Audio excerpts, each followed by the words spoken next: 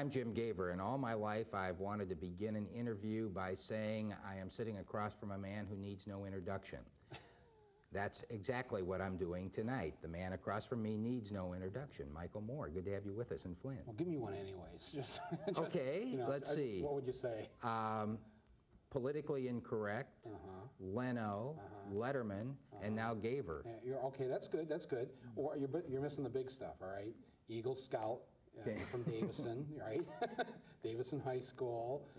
Don't forget the Davison, the Cardinal newspaper, which I worked on. Things like those are all very important things to me too. Board of Education. Board of Education in Davison. One of the youngest people ever to be elected to political office. Actually, you know, I was the first 18-year-old. Right after 18-year-olds were given the right to vote with the constitutional I knew it was amendment. close. Yeah, you were the youngest. The first one elected in the country, and that distinction went to Davison, Michigan. And you know, they're really proud of that. Well, a few years have passed, and you've made it to this show. Have you made it in your own mind?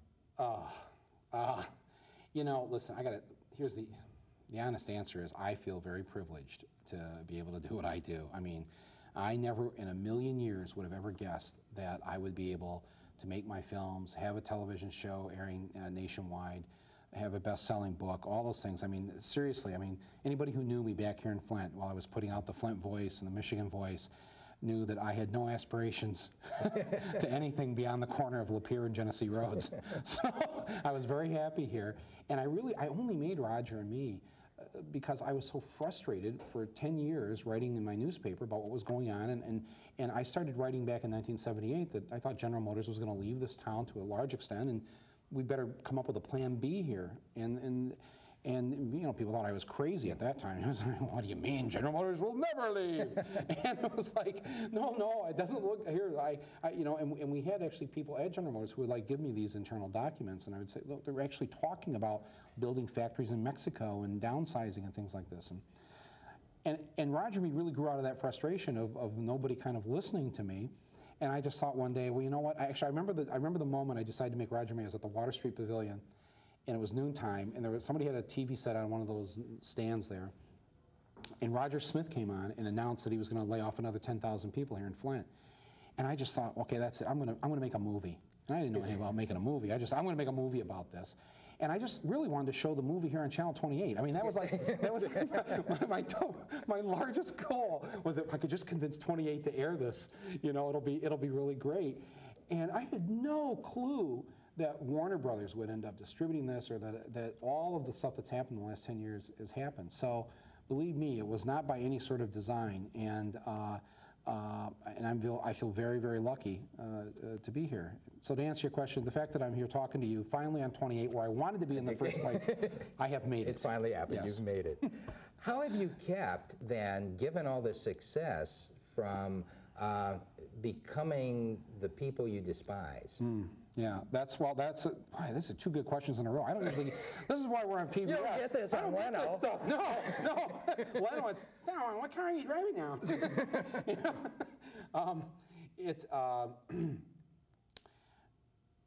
You know, that will never happen. I will never become one of those people, in large part because I was raised by two parents in an Irish Catholic household where I was taught the importance of conscience, of standing up for what I believed in, and doing the right thing. And that was so ingrained in me that I know to this day, that will never leave me, and I will always be this person.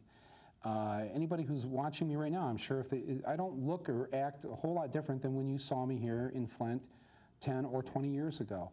The fact that I've had this so-called success, you know, financially or whatever, has only allowed me to do a lot of things for people in the Flint area, for people around the country. And we've set up a foundation, and we give away a lot of money. We've given away, my wife and I have probably given away close to $500,000 to individuals and organizations in the Flint and Michigan area, and we don't publicize it. We don't send out press releases. Have you ever received a press release from me saying, today I gave $10,000 to a North End church that burned down? You don't know about that. You know, you don't know about the scholarships I hand out to high school students here in this area, because we believe that charity is not really charity if you're doing it for a press release or to publicity. So we're quiet about it, but we give away a lot of our money. And believe me, I've never, you knew me back then. I was never one who ever wanted any money to begin with. What would I do with it? You know, I mean, buy a new wardrobe? I mean, just, you know, so I'm the wrong kind of guy to give a lot of money to, you know, when these studios and TV networks give me the money, because I'm just like, well, I'm going to fund this, I'm going to fund that, I'm going to help this person or that person. So, no, that won't, I'm not worried about that happening. Plus, here's the other thing too. The so-called success came to me in my mid-30s. I lived the first 17 years of my adult life in Flint, making an average of about $12,000 a year. That was my annual income here in FLint, Michigan. So I had lived too long. Maybe if it had come to me like these rock stars, or you know, when I was 20 or 22, it'd be a different story. But I was 35 when Rodger and Me came out, so I'm pretty much ingrained, like most guys our age. You know, you can't change us much after a certain age. You know, we're just in the lazy boy with a remote.